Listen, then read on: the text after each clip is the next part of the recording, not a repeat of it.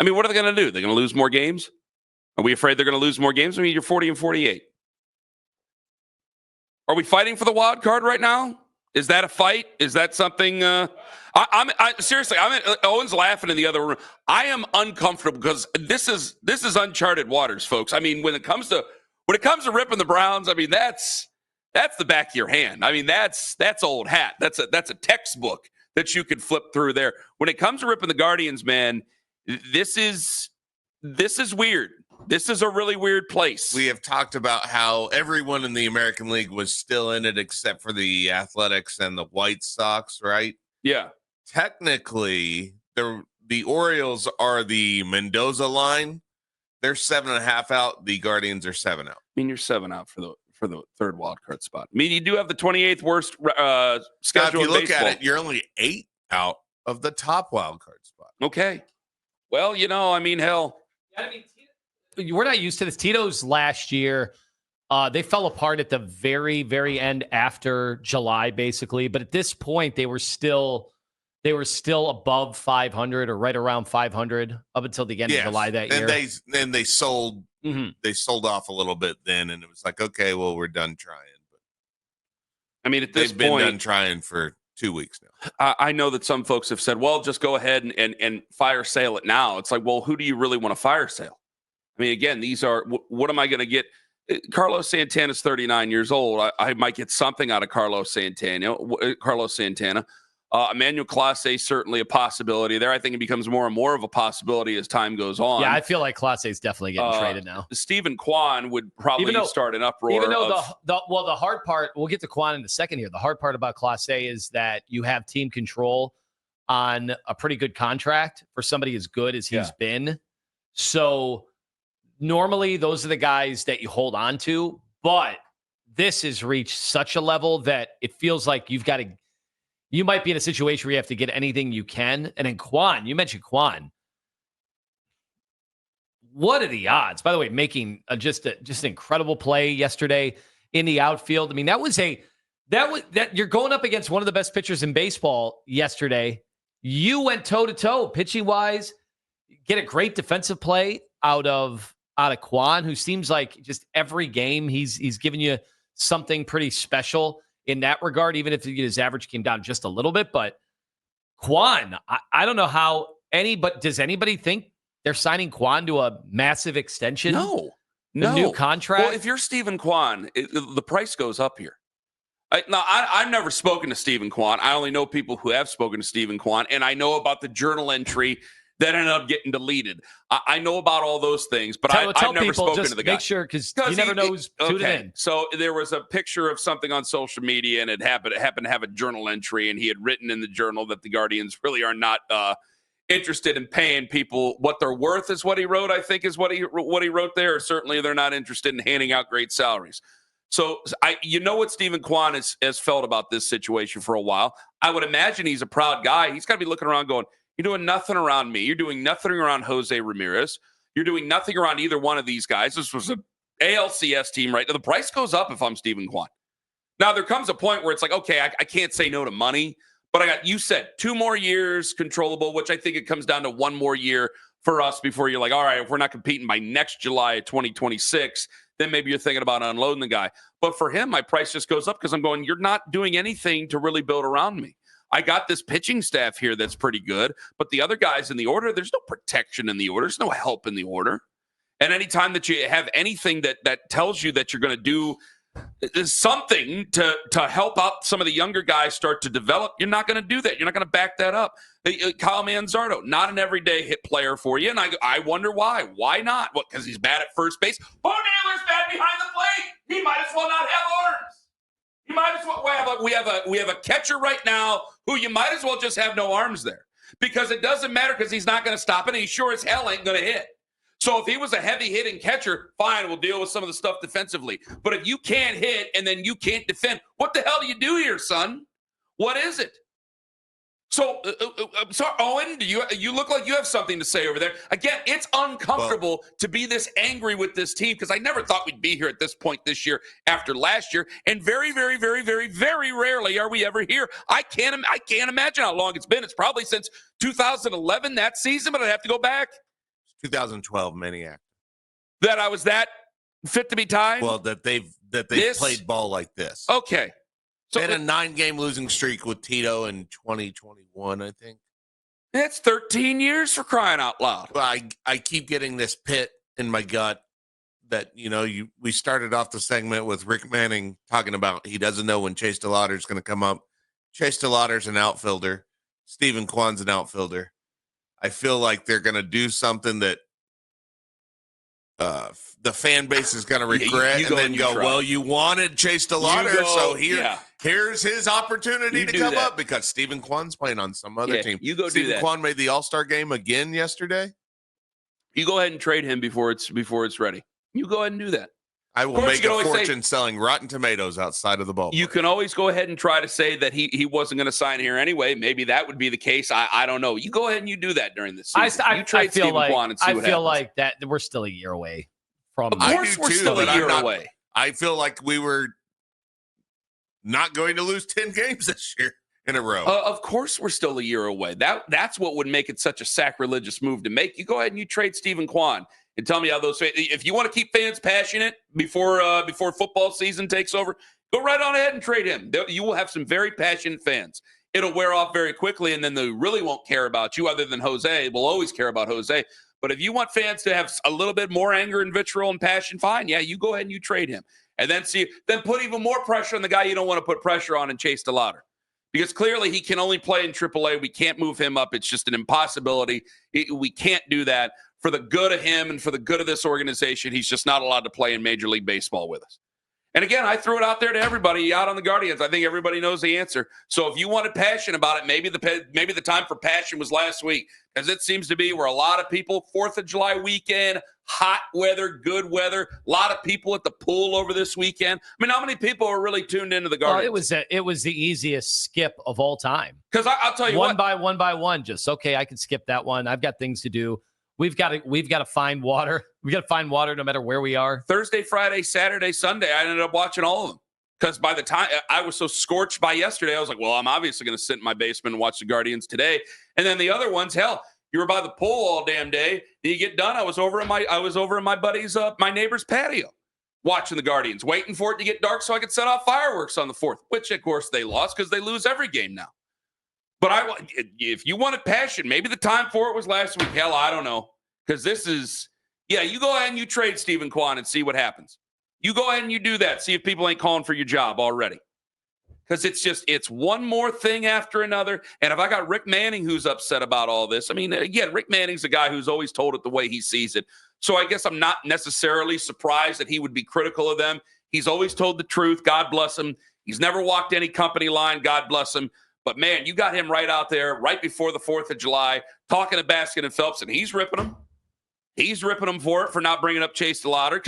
And it's not even – guys, it's not even that this guy's going to save our season or save our franchise or we're going to put a statue of Chase DeLauder out there. It's that people want to see somebody who you think is going to give you a chance because he was a first-round draft pick of your organization. But meanwhile, you put Jonathan Rodriguez out there who has no future. He has a better future being a high school baseball coach than he is a Major League Baseball player. Nolan Jones and Will Wilson. Wilson, whatever the hell you want to call Well, him. they had the perfect opportunity with Lane Thomas going back to the IL, and they brought up Will Wilson instead. And I feel bad about the Lane Thomas thing. That's unfortunate that not a lot of us saw because of the plantar fasciitis. X. It could have been any, but he's an outfielder, and he went to the IL, and you had the opportunity to bring up Chase DeLauder then, and you brought up Will Wilson. So there you go. Even when you had a chance, it doesn't happen. And then where it doesn't happen, where it's like, okay, you didn't just lose 2-1. I mean, just the 10th inning goes crazy. And you feel bad for Cade Smith yesterday because he's out there in a day where he's really probably not even supposed to be out there. There's no way he was supposed to be out there. Stephen Vogt didn't want him out there, and he goes out there, he gets beaned right from a comebacker, and then all of a sudden the season's just – the game is out of control, the season's out of control, and people are booing him right there on a Sunday afternoon. What a day. They got pretty good crowds, right? Yeah. They have pretty good crowds. I don't know what yesterday was, but I know they got pretty good crowds on Friday and Saturday. Shoulda, fireworks, all that good stuff. 31. They got 31,000 yesterday. They're going to be the team. They do put on a hell of a fireworks show over And there. Maricela. It's been a bad, bad run. It's turned into a bad, bad season. Guardians are 40-48. They are 8 games out of the first wild card, but still 7 games out of the third wild card in the American League. And right now, are they 4th in the AL Central? I believe they are 4th. They are right. They are ahead by almost 10 games of the Chicago White Sox. So we might be bad, but we're not White Sox bad. At least not yet. So people getting really mad. I'm just going to come out and ask. It's a bad season. Should the let's see. It's starting to become Freudian because it's been that bad so far this year. Should the best front office in town for a decade be out? Should we be calling for the heads of Chris Antonetti and Mike Chernoff? 216-474-0092. Should we be calling for heads? Because it still seems to be a gross overreaction on that. But there are a lot of fans who are very upset by all this. And I tell you what, if Owen ends up being right some way, somehow, like he's getting that stealing feeling about Stephen Kwan. I mean, if that happens, you will have people calling for heads. So it's as bad as you thought it could be, but the reality of it is even worse. So I definitely saw over the weekend, obviously, deservedly so, there's anger, but it wasn't just about this offseason, heading into this season. It's not just about what they did, the Naylor trade, the fact that they slashed payroll, the fact that, they cried poor after an ALCS. Mm-hmm. It wasn't just about that. The squandering of that opportunity. Now it's almost been a decade's worth of pent-up aggression. And the only pushback I will present is, didn't it seem to you, Kenny, like a lot of people that have lost a bunch of arguments about the Guardians are now getting in because this is their chance to win the argument? Well, you've said it before that there's anytime you just wait around, you're going to end up being right in an argument, right or wrong, or positive or negative. You wait around long enough, you're going to win some sort of an argument.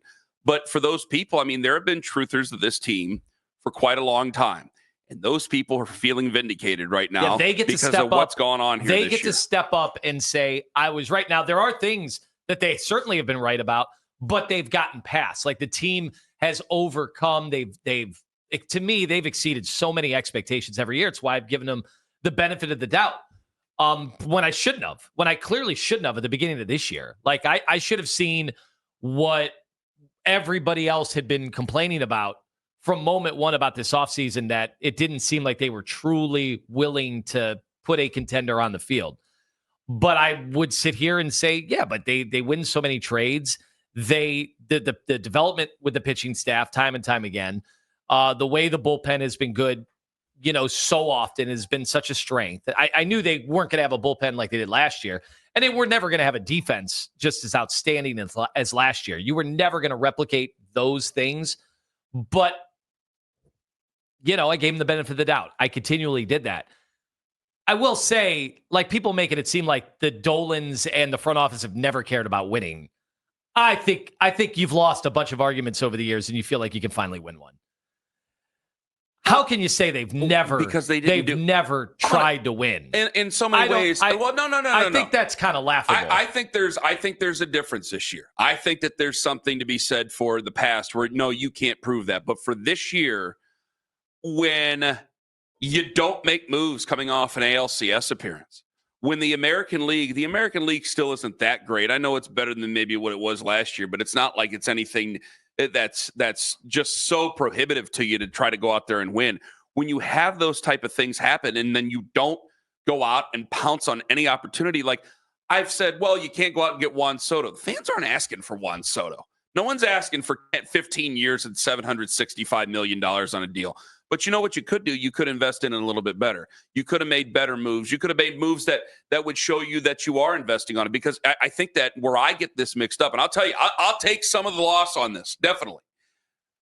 It can't be feast or famine. It can't be, well, you wanted Juan Soto, we didn't get Juan Soto. No one's talking about him. But when you're talking about the investment of it, I don't know. Austin Hedges is a great raw guy. Would I rather spend $4 million on somebody else right now that could actually go up there and play some defense and hit? Do I have to have Austin Hedges? And it's easier to say, well, yeah, you keep Austin Hedges when you're coming off the season like you did last year. But you were better ready for last year's season than you are for this year's season, where there is nothing here. again, these guys are not just young guys where I could yell and go, hey, you guys scouted these guys and they're terrible. These are non-starter players. And what I mean by non-starter, like guys you would start on like a Monday, Tuesday, I mean, they're non-starters for conversation. Nobody's calling in about Jonathan Rodriguez or Nolan Jones even, or certainly Will Wilson. Nobody's calling in about those guys. You might call in about Bo Naylor, but just a bitch about him. You might call in about Chase DeLauder, but he keeps getting left to AAA. So I'm not ready to take over a decade of good competitive baseball and throw it out the window and say, these guys need to go.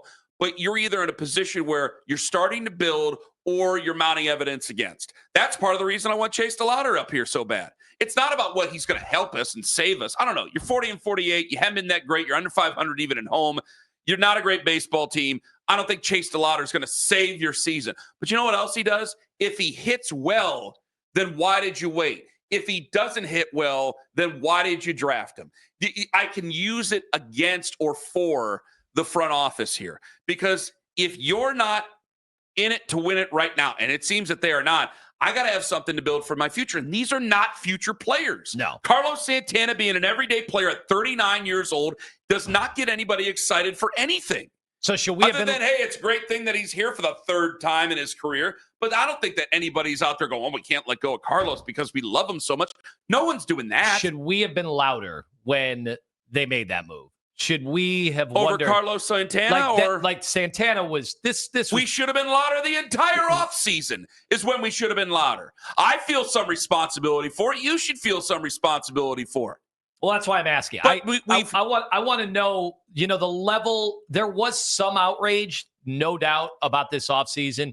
It wasn't nearly, obviously, what it is today. But now we've seen them lose 10 in a row. And I'll tell you exactly what plays into this. I'm sorry. I'm going off on a tangent here, and maybe I should stop. But I'll tell you what plays into this. We know they keep receipts over there. We saw them do it with one radio show host over here before. I think they've done it with a couple before, where when you declare the season dead, then all of a sudden they start to get it going. And then that makes the guys in the media kind of afraid to go after the team. The Browns don't do that. The Cavs don't seem to do that. I know that they kind of go after, and it's some of their beat reporters and things like that, but I've never seen anything nasty towards you or I. But anytime you get the clucking about the Guardians over there, well, they're going to keep all their receipts for it. Hell, I hope they do. I hope they go and they win 10 in a row right now and play this audio for everybody to hear. I don't care about that. I want to see them do well, but I'm telling you right now, I think that does play into it, because so many times before we've been on the cusp. We've been on the cusp of being mean towards Antonetti and Chernoff. We've been on the cusp of being mean towards this organization. And only really when it's been a true insult, like when Paul Dolan said the enjoy him thing when it came to Francisco Lindor. Only when it's been a true insult have we really ever taken off the gloves. But damn it, I feel a lot of people find this to be insulting right now, because they don't care. Yeah. They don't want to hear their owners crying poor. So you started the segment asking whether or not the best organization in town for a decade needs to get bounced over this. And I still don't. I don't either. They obviously deserve a ton of criticism for lack of development with their lineup, with their hitters, right? Their young hitters. That absolutely is something that they need to wear, because it's been a while now. The constant platooning, whether it's in the outfield, middle infield. I mean, this has been going on forever. Now you have your situation at catcher, you have your situation at first base. I mean, it seems like everywhere. There's so many holes now. So they definitely need to wear that. My only question is, how much of that, what about the financial side of things, right? So this is the first year they lose. Well, hold on. This is the first year they lose, they're out 40, 45, maybe $50 million to local Your TV. estimation. So that's going to estimation. That's going to be every year now. They are not getting, there's nobody so locally. You're telling me it's going to be even worse in the future? There's going to be nobody locally saving them local TV money. I mean, they're hoping, baseball's hoping that the regional model gets replaced by Amazon or whatever. And you know what a lot of fans are saying? Tough bleep. I got my own problems. I don't want to hear about your problem with money. I don't want to hear about it. We've revamped the stadium. Okay, we've done all that. It ain't my fault that you went belly up on your television deal. Sure, I'm speaking for the fans right now. Sure, but what does it mean for the organization? So it means that they're going to continue to let the fans down if you're giving them all those type of excuses right there. If they're going to have that much less money to work with every year, let's just assume get ready to hear some real bitching. But I'm talking about from the front office perspective. how much of the brunt should they have to what when we're talking about a front office that we have universally praised over the years. Yeah. And don't just ask us. Ask anybody Buster around Olney, baseball. Tim Kirkjian, who I think joins us tomorrow. They look at them as overachievers every year. I know there are people that are getting louder about, wait a second, they don't develop the lineup. They don't develop the bats. I would say two things. The first thing is, I guess it puts more pressure on you and your first-round draft picks that you have, and your high draft picks that you have. It puts more pressure on the trades for the young prospects that you got. So for these young pitchers that you have, they better start to work out there in the starting rotation. You better at least have that at the end of the season. So it's going to put more pressure on you. And the other thing is I think that a lot of fans go, tough bleep, sell the team then. Yeah, I don't want to hear you complaining about your money. Other fans got real complaints about their money. They don't need to hear millionaires complaining about their money and hearing the same old tired-ass arguments that even you and I try to shy away from because it just turns into an old, comfortable shoe. They can't spend a lot of money. This is a problem with baseball. This is why Major League Baseball. And we play the same hits over and over again. They're not hits anymore. They're tired of hearing it. It's the Hotel California of sports arguments where it's like you just hear it and you don't even ask for it. So, yeah, get ready to hear some complaining. If it continues to go that way and I keep hearing the same old sorry-ass argument about how much money they don't have, then fine, then sell the damn team. I don't think that the other person is going to come in. I don't think David Blitzer is going to come in here and run it at anything but a business. But I do think that if somebody might have an opportunity to go, hey, you know what? Maybe we're not so beholden to the television deal as we need to be. Maybe we should make an investment on this team. We can make money in the postseason because we just went to the ALCS. And again, it's not about spending with the Yankees and Dodgers and Mets, but you'd like to be somewhere in the ballpark of some consistency to bring to your baseball I'm trying team. to keep it to the front office because I'm asking, is a front office going to be capable to overcome this? Is there another front office when people over the weekend were saying Probably bounce not. all of them? Probably not. Is there another front office that could come in and overachieve and will be able to do so with $40 to $50 million less a year? 216-474-0092. Should the best front office in town for a decade be out? And that's why I'm not willing to cross that threshold and say that, no, they shouldn't be out. Because I don't think they should be out because of what you just point out there. And there's no faith that other guys would come in there and do any better of a job. I as mad as I am, I can't just fire people because I'm mad at them. I have to fire people because I have no faith that they're going to be able to put a good ball club together. And coming off an ALCS, yes, they deserve more time. Tigers down to their last strike. In the dirt, it gets away. Oh, my goodness. And the tying run scores. It went through the 5-hole.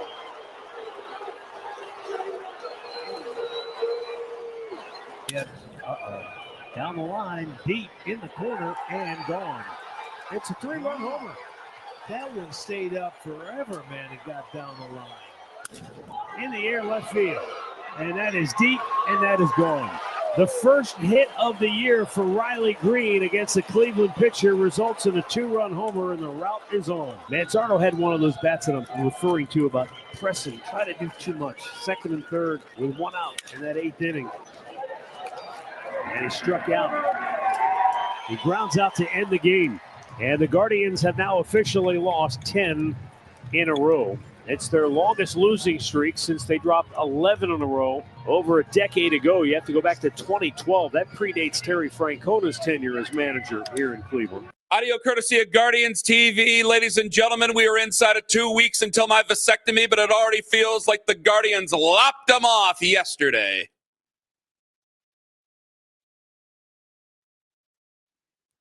Your retort, Anthony Lima. I liked it. I allow it. I just reminded myself because I got a text about equipment handout, and I go, I got to text the head coach and be like, I ain't going to be there next Friday. I'm going to be at home with peas. Yeah, we're inside of 2 weeks. But it felt like that yesterday. Are you done with the Guardians? 216-474-0092. You're still a Cleveland sports fan. To put it in lowest common denominator, we are still how many days away from camp? 11?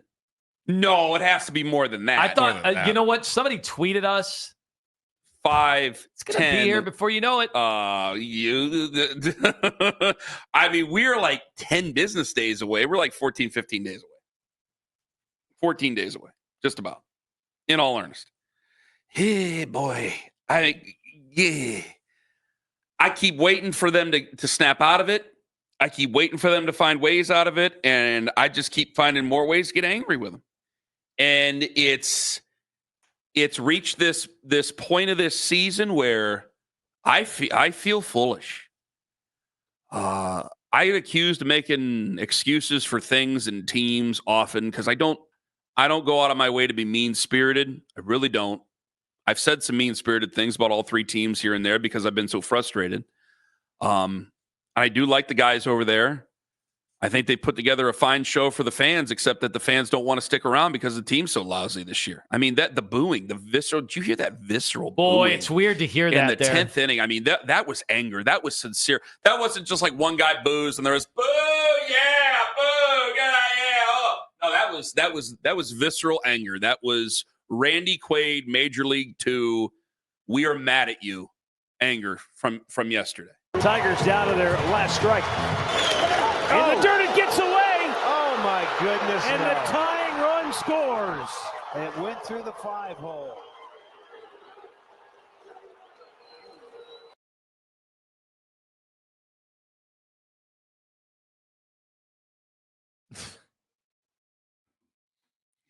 Yeah. For a second, I thought that was actual. I didn't realize that was at school board meeting. They might as well play the games during school board meetings. They should from this point forward. That would be a hell of a ploy to play games during school board meetings. At least they'd all get together on something. Well, here's the crazy thing about yesterday. I think a lot of people debated whether or not to go to that game because of the heat. We had neighbors. We had neighbors that had been talking about the night before. They did not think they were going to go. Then they realized that it was whoever got the tickets. Yeah. They realized that their tickets were going to be. They got the suite access, right? So they're like, oh, okay. Not only are we going to be indoors, we got the all you can drink and eat. So they're like, we got to go. Right. But I've talked to other people that they said, you know what? It's been so bad. They're not going to do it. So think about all the fans that were there yesterday. It's like, man, we have a chance to actually win this game. And they get to the 9th and that happens. To lose it in that fashion was just horrific. And so that's where the anger comes out. It's like, not only have we lost 10 in a row. It sucks because it was Scooble and everybody I talked really to. I'm telling you, Saturday night, it was with 20 other, dads at a big community thing, right? And they're all like, well, if we don't win this game, we're definitely losing Sunday because it's Scooble. And then you actually had a chance to beat him. Yes, you did. He wouldn't have got the loss, but you actually had the chance to beat the Tigers on a day that he started. And then not only did you throw it away, you threw it away. It was a huge number. There was no way you're coming back in the bottom of the 10th. 216-474-0092. Are you out on him? Is this it? Is this the last stand? Because, I don't know how many times it's been said before, and there's been so many times. And remember, this is the 28th ranked strength of schedule that you have coming up in the second half of the season. You got one more biggie here. You have Houston. Now, you can always say if they go off in the second half and they beat the brakes out of the likes of the White Sox and God knows who else, you can always say, well, that's faulty. They have a bad strength of schedule. They're beating up on bad teams. They're not a great. You can always do that. But we know that they like to keep the receipts over there, and they like to put you guys like you and me out there and say that, well, you guys doubted us. I mean, you guys after Chicago, you have the Athletics. They don't even have a home for crying out loud. You have Baltimore, Kansas City, Colorado. The Twins ain't been that great. The Mets, okay. Chicago, Miami, Atlanta. Atlanta's been poop. I mean, there's some bad baseball teams on this second half schedule. You got Kansas City and Chicago a bunch of times. You got one series, 2 series against Detroit. Tampa Bay's in that mix. Yeah. I mean, you have a chance to. And yet, if you're 10 games out of the wild card spot, even. You don't have. I'm going to say, I don't think you have much of a chance to certainly jump back into the division. I can't imagine. I haven't even looked at the division. I know that you're technically 8 games out of the wild card, 7 games out of the third wild card. You can come back from that. But I still can't say, well, you better watch what you say now. No, what's deserved is deserved. This is terrible baseball. This is listless. You can't come back from it if you're scoring 1 run a game. And that's part of it, I understand. But I would expect you're hitting against worse staffs, so you're eventually going to hit something. But this has been, you know what? I shouldn't even say that. over this last weekend, it hasn't been listless. Your pitching staff has been great, but your approach at the plate, I can't even say you have an approach at the plate because you have Jonathan Rodriguez going to the plate. That's not an approach from the top down. Yeah, that's a front office. We have no approach. Here's Jonathan Rodriguez. So poor Jonathan Rodriguez, this is the most I'm ever going to say his name on Cleveland radio, so he might as well get his money's worth. Poor Jonathan Rodriguez, who shouldn't be a Major League Baseball player, it has to draw my ire because I'm really mad at Chris Antonetti and Mike Chernoff. Well, even worse, you held them to over the last two games, Dolan. 8 hits, and then you hold the Tigers all series long, 15 hits. And really, the run total is skewed because of the 6 runs yesterday late, but 4 runs in 27 regulation innings against that team that has been running away with the division and had the best record in baseball. Like, holy cow, did you squander that? And where is the help coming? Like, where do you think this is possibly going to get turned around? Like, you can't see any formula. I could tell you. For this getting turned around. Wish I could tell you. And that's even if you thought the most of DeLauder and you thought they were going to hit, he was going to hit like gangbusters immediately when he gets called up. I mean, does anybody truly think that? No, we want to see it. I think, but I just I'm want not to see. I'm not expecting that to change anything. So how does this get fixed? In what the argument against, because there is somewhat of an argument against bringing up DeLauder, and it's like, guys, he's not going to save your season. It's not about saving the season. I think a lot of people look at the season and go, man, you guys are too far in the weeds. You can't come out of that. I think a lot of people want something to look forward to because, again, Jonathan Rodriguez and Will Wilson are nothing to look forward to for your future. So you want somebody to look forward to. That's why people are – I know that Kyle Manzardo, there's things he can do. There's things he can't do. I know he's been ice cold, but part of the reason he's been ice cold is because you don't give him a chance to hit every day. Are you going to put him out there? You're going to put 39-year-old Carlos Santana out there. And I'm sure a lot of people within the Guardians front office, if any of them have the guts to listen to it right now, because none of it's good, I'm sure a lot of them would say, well, guys, we have plenty of time after the All-Star break to make this change and to put him out there. Fine, I know. But fans want to get excited about or want the chance to at least see something that they can get excited about their future with. Because as of right now, you have let them down tremendously. And so the only thing that they can do is look forward to some brighter day in hopefully 2026 and 2027, because coming off an ALCS to a lot of fans and doing this is unforgivable. Adam and Rocky River, you're first up on the Fan. Hey, how you doing? We're doing well, Adam. Go ahead. So I wanted to talk about Kyle Manzardo or something. He's been batting .220, like 13 home runs. And honestly, in the last month, he's just been sucking Pekka or something. He's just not too good. He's All right. Jim in Concord, you're next up on the Fan. Hello. Hey, thanks for taking my call today. Glad to have you, Jim. Go ahead. I'm not panicking. I don't want the Dolans to sell the team. I think they're Cleveland owners, and I love Cleveland owners. A little engine that could. And I think they're going to turn it around. We're closer than most teams would be because we have great pitching. Now, the hitting, it's been brutal lately. But let's see what they do the rest of the season to improve the No, Jim's breaking up himself. Go ahead, Jim. Maybe next year, we're going to be looking at this a little bit. I want to give them time. Well, a lot of people that over the course of time, and Jim, you're breaking in and out of your call. Thank you very much for making it. That's one positive call over the Guardians today from folks out there. Over the course of time, that is a courageous call to make. Well, this is why, especially saying you don't want the Dolans to sell and you like the Dolans, that takes some guts to make that call. Well, my issue is with everything is that it's again, what are you saying to your fans? Because now you've given them every single. You're a ticket-driven team. You've been talking about that for 25 years, for even longer than that. I mean, ever since television revenue really came into baseball, you've been always saying that you're a ticket-driven team. You're this ticket-driven team that's given everybody every single reason in the world to not believe you or to do something that has been seen as, again, unforgivable, coming off that high of an output in 2024 and not doing anything for 2025. And yes, there is some understanding there because of what their track record is. Their track record has been very good. But you still have to ask that much more, and it takes that much more to get people's trust back because you're losing it this year. The pitching over the weekend was outstanding. You had guys go toe-to-toe with a really good pitching staff. You still lost those games. You had a chance to win it yesterday. You did Brownsian things. You hit the first batter you saw. Then you throw a one-hopper down to second base on a situation you should have the guy gunned, and then you let a pass ball get by you. They can call it a wild pitch all they want. That's a pass ball. Okay, 1-1. And then the wheels come off at the end, and people are booing you. It sounded exactly like Huntington Bank Field over there. They were booing your faces off. 216-474-0092. Let me get to Victor in North Royalton. Victor, you're next up on the fan. Hello. Yeah, I don't see how this gets any better when essentially they decided at the beginning of the season that they had pretty much signed us up for this kind of mediocrity. When you go, let's say 3 games away from the ALCS because we did win 1 game against the Yankees, right?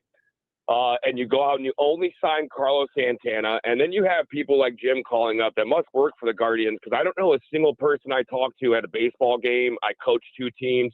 I don't know a single person out here in Cleveland that's celebrating wanting to keep Dolan, who can't spend any money, who can't keep anybody here. Now we're just talking about losing one of our best players, is Stephen Kwan, because we can't give him a little bit of extra money. He has to give us a hometown discount. I don't understand. He's one of the best players on the team, and we're probably going to see him gone by the end of July, because that's what Cleveland does. We refuse to pay people that deserve to be here. Next July, Victor, I think it's a possibility. I don't think there's any way in the world, and I hope they don't prove me wrong. Victor, thank you for the call. I don't think there's any way in the world they can do that this July. And I know the American League's better than what it was last year. It's still available to you. I mean, the Yankees that went to the World Series last year, it's just a collection of players. There's not one player on the New York Yankees that you look at and they're like, okay, you have one position or one position only. It's a collection of high-priced players on that baseball team that, yes, you can get them at a slump and you can beat them. And the National League, that's very difficult. I understand that. You got some real good baseball teams over there. And there's been some teams that have been streaking here as of late. Toronto's been really, really good. Houston, who you played tonight for a 3-game series, has been really, really good. And obviously Detroit is having a fantastic season. But damn, I mean, we're talking about bitching about the big bad Yankees and all that stuff. And again, they came off a 7-game losing streak, 6-game losing streak just now, where they were able to salvage 1 against the Mets.